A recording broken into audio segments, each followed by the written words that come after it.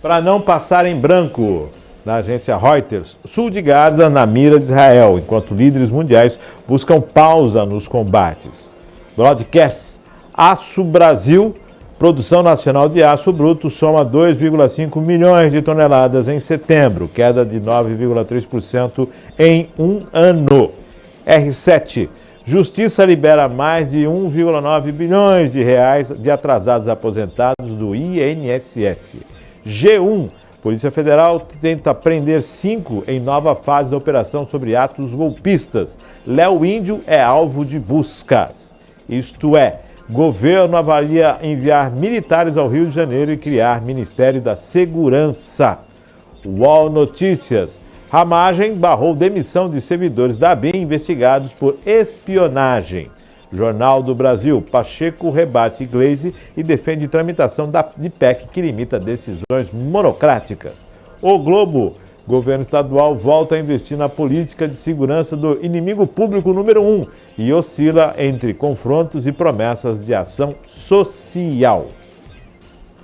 Estadão, bancada do Agro, pressiona a cúpula do Congresso para acelerar a votação do veto de Lula ao marco temporal. Estadão, conselheira da Itaipu, tesoureira do PT, chama Israel de assassino e diz que não merece ser Estado. 10 e 12, essas são as manchetes para não passar em branco. Vamos começar pela Denise? Vamos lá, Denise. Tem bastante coisa para falar, né? Difícil até uma só. Vou começar aqui pelo Ministério número 39, que o presidente Lula está querendo lançar aí, né? Seremos 40? Fica a dúvida no ar. Já temos 38, agora parece que esse Ministério da Segurança Pública... e tem a ideia de lançar esse ministério para resolver a situação do Rio de Janeiro. Então, caímos no lugar comum. Há anos que isso acontece, nada mudou, e fica sempre naquele jogo de slogan, né? Vamos fazer isso, vamos fazer aquilo, vamos criar tal programa. Isso está acontecendo como ouvimos quando houve aquele ataque lamentável do PCC. Não me recordo o ano agora, mas quem está nos assistindo e nos ouvindo vai se lembrar daquele dia lamentável que o PCC deu um toque de recolher em São Paulo, todo mundo ficou dentro de casa, ninguém precisou sair à rua. E eu me lembro a desculpa do governador à época. Mas isso é uma retaliação porque a nossa política de segurança pública está dando certo, eles estão com medo, né? Estão, enfim...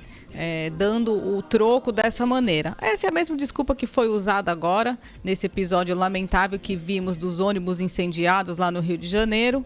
E pasmem, dos suspeitos que foram presos de terem ateado fogo nos ônibus, todos já foram soltos. Foram presos, fizeram lá a audiência de custódia e foram soltos. Então... fica aí o comentário, né, e o alerta de que as coisas aqui no Brasil sempre terminam no lugar comum. Mais um ministério que o Luiz Inácio pretende criar, esse Ministério aí da Segurança Pública, certamente para acomodar o pessoal do PT, porque de medida efetivas não vamos ter nada, tenho certeza disso. Deixando bem claro aqui, porque o brasileiro tem memória curta, na pandemia, o Supremo Tribunal Federal proibiu que o Exército e as polícias invadissem lá e mantivessem as operações nas comunidades lá no Rio de Janeiro. Tá aí o resultado. Luiz? O meu destaque, infelizmente, também vai para essa questão aí da segurança pública, né? Não só pelo fato de se criar um novo ministério, como bem citou a doutora Denise, mas eu acho que a questão vai um pouquinho além. Fica muito claro e muito evidente que a política exercida pelo Flávio Dino é um completo desastre. O Flávio Dino ele consegue ser ruim em tudo. Então, aquilo que era o Ministério da Justiça e da Segurança Pública, ele não conseguiu cumprir o seu papel nem na Justiça nem na Segurança Pública. O pior de tudo isso é que esse cara pode estar sendo indicado para o Supremo Tribunal Federal. É uma situação completamente bizarra, né? Infelizmente. Agora, a situação do Rio de Janeiro não é nenhuma novidade. Aliás, tem muito brasileiro que adora chegar e falar assim: meu Deus, ainda bem que eu não estou lá naquele conflito em Israel e na Palestina. Não estou dizendo que deveria estar também, né? Antes que alguém pense isso. Mas a verdade é uma só. A segurança pública por lá é muito melhor do que aqui. Os nossos números, a nossa guerra interna é muito pior do que Israel e Palestina. Então acho que o brasileiro ele precisa ver isso com mais carinho, sim. E o Rio de Janeiro me parece um problema sem solução. Porque entra governo, sai governo, aparecem tornozeleiras em governadores e ex-governadores do Rio de Janeiro e o problema não se resolve. É uma situação completamente calamitosa e que não me parece ter aí um fim tão próximo, né? E para piorar as coisas, esse governo não me parece disposto a combater o tráfico. Afinal de contas, o próprio Flávio Dino, outro dia, me aparece lá durante a campanha de modo tranquilo, entrando em algumas comunidades. Assim vai o Brasil. Bom, eu vou chamar para o destaque aqui a questão do Aço Brasil. A produção nacional de aços brutos soma 2,5 milhões de toneladas em setembro, queda de 9,3% em um ano. Nós exportamos o minério de ferro. Nós temos siderúrgicas no polo industrial de Cubatão. Nós temos aí a questão do aço. Houve uma demissão em massa alguns anos atrás.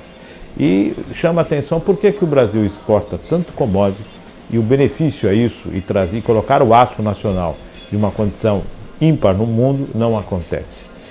Você tem o aço e você tem o minério de ferro e não tem o melhor aço. Tem o melhor aço, mas não tem o melhor preço. O que acontece, né? Nós temos toda uma situação positiva no país que exporta commodities e importa manufaturados. Nós não estamos agregando valor. Então chama essa questão para o aço. Sim, especialmente nós aqui do Polo Industrial de Cubatão, né? Que vimos nos últimos anos a degradação aqui da área do polo industrial, dos empregos e da própria Baixada Santista, que se valia muito, né, da Uzi Minas, de tudo que era produzido, enfim, quando as atividades foram praticamente zeradas e paradas, a região aqui sofreu muito com isso. Então, seria assim uma... Infelizmente o Brasil ele é o eterno país do futuro, né? Muita coisa se fala que vai ser feita e que a gente vai avançar e que não sei o quê, mas a verdade é que a gente nunca avança, né? As nossas commodities, infelizmente, são a matéria-prima, nunca se vende o produto pronto. A industrialização do Brasil ela caiu muito e a tendência agora é de cair ainda mais. Afinal de contas, a economia está parando.